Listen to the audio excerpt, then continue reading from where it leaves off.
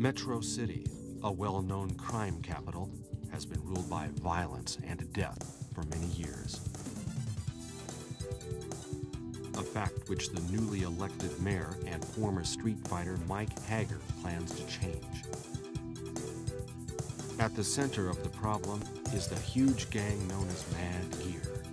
Mad Gear controls all of the major criminal activity in the city. When they learned of Hager's plans, they took immediate action to bring this new mayor under their control. Right, that's enough of that. Hey, what's going on, folks? Welcome to Consoletronics, and it gives me great pleasure to introduce to you the daddy of all scrolling beat-em-ups, Final Fight, being played here on the Mega CD, one of only a few handful of must-have titles for that system. So what makes Final Fight so awesome? Well, it took the best parts of all its predecessors, everything from Yi Are Kung Fu to Double Dragon, and improved them, and added some awesome graphics, brilliant music, and gameplay so sharp you could shave with it. The success of this game would provide the impetus for Capcom's most famous title and one of the greatest video games ever made, Street Fighter 2. Now, although arcade perfect, this version of the game isn't as well known as the Super Famicom / Super Nintendo version, although that port is probably more famous for what was actually left out of the game. Guy, one of the 3 controllable characters from the arcades, missing. But probably the biggest surprise was the lack of a 2-player option. Now, despite these omissions, it's still a wonderful version of the game and definitely worth checking out. When that game was released, it really did show that Nintendo meant business with their new 16-bit console, because graphics wise, it just looked like the Mega Drive couldn't compete. Now, the Mega CD, or Sega CD as it was known in America, and this is actually a Sega CD copy of the game. In fact, most of the games I own for this system are American copies, including a few rare titles. But anyway, Sega's decision to go CD back in the early 90s was the right one. Unfortunately, I mean, come on, this is Sega we're talking about. They just didn't quite learn the lessons from their competitors. NEC, whose PC Engine's CD add-on would go on to be very successful, in no small part down to the fact that they had the backing of big software developers, whereas Sega didn't.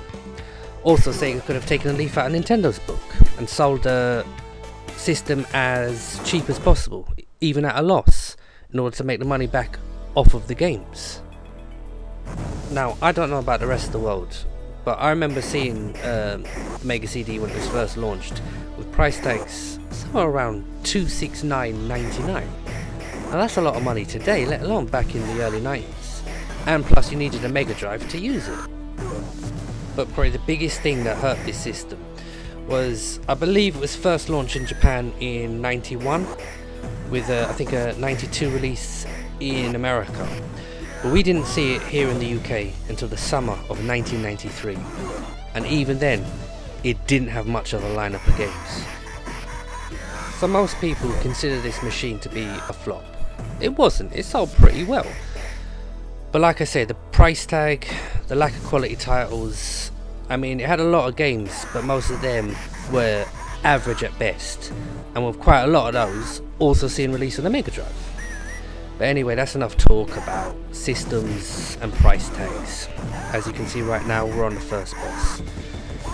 Now this character, along with a few others actually, would appear in other Capcom games. Cody, Guy would appear in the Street Fighter Alpha series, while Hager would make an appearance in, what was that wrestling game? Saturday Night Slam Masters.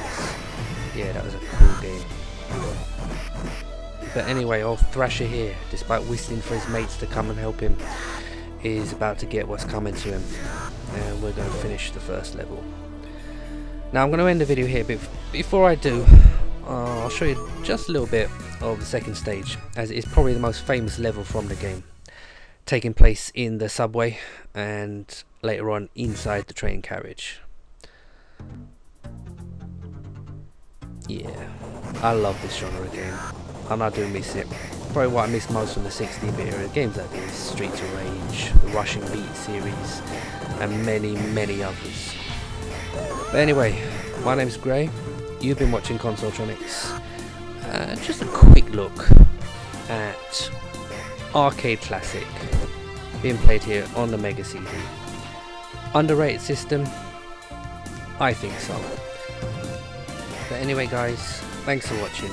I'll hopefully have some more videos up very soon.